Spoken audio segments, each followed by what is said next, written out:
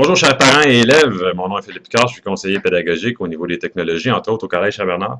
Je vous envoie une petite capsule en lien avec le courriel que vous venez de recevoir pour vous expliquer un peu l'envoi des codes d'accès qui vous ont été transmis, donc c'est-à-dire Moodle, Google et le pluriportail.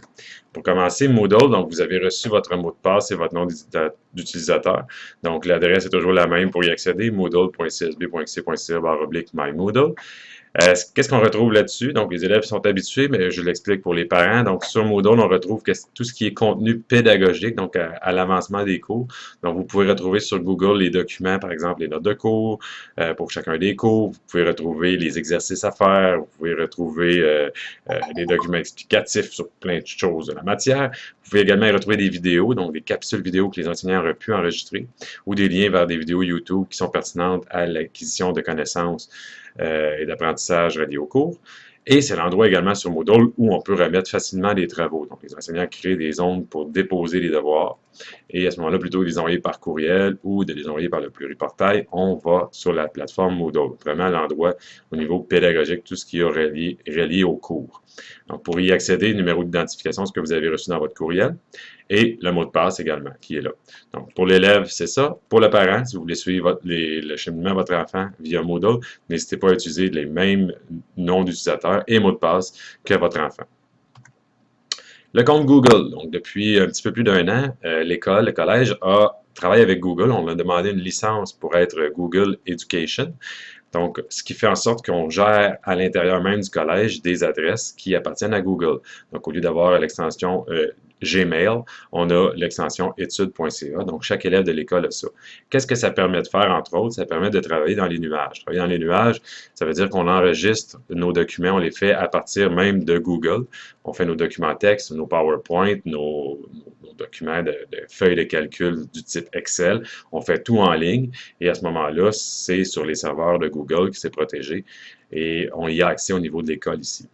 Donc, les services regroupés de Google sont très intéressants. Donc, on a l'agenda. On travaille beaucoup avec l'agenda en ligne, donc qui est accessible à partir d'appareils mobiles et tout ça. Le Drive, qui est l'endroit où on fait les documents, textes et les documents de présentation. Google+, qu'on va probablement travailler cette année. On va essayer d'expérimenter les possibilités de Google+, qui est un réseau social qui est différent de Facebook, mais qui pourrait nous être utile autant au niveau des accompagnateurs de l'école ici que pour les élèves. Et la chaîne YouTube qui appartient également à Google. À partir du compte Google, on a un espace pour déposer de la vidéo qui serait à contenu pédagogique. L'avantage également de travailler dans les comptes de Google, c'est de pouvoir partager facilement les documents. Donc, si vous avez une adresse Gmail, votre enfant pourrait partager avec vous les travaux qu'il fait. Pour y suivre, dans le fond, son évolution. L'indépendance, en travaillant avec Google, qu'est-ce que ça permet? C'est que ça permet d'être indépendant de la machine qu'on utilise. Donc, c'est-à-dire que l'enfant peut travailler avec son portable dans le jour et le soir, en arrivant à la maison, peut continuer de travailler sur un autre ordinateur et avoir accès à ses documents sans transfert de clé USB ou quoi que ce soit. Donc, l'indépendance, on n'est pas relié à une machine. On peut travailler sur n'importe quelle machine et accéder à nos données. Et comme j'expliquais tantôt rapidement, les technologies mobiles, donc tout ce qui est tablette, tout ce qui est téléphone, il y a une possibilité d'aller accéder à nos comptes et nos travaux qu'on aurait fait à partir de notre compte de Google, études.ca. Donc, comment y accéder? La majorité de vos enfants y ont déjà accédé. Donc, c'est le bouton connexion qui se retrouve en haut à droite dans la page d'accueil de Google. Et à ce moment-là, vous avez à vous identifier. Donc, c'est le numéro d'identification d'élève, encore une fois, de 7 chiffres, à commercial études.ca. Donc, c'est une adresse courriel à laquelle on peut communiquer avec l'élève. Et le mot de passe, c'est le même qui est reçu dans le courriel, qui est le même que Moodle.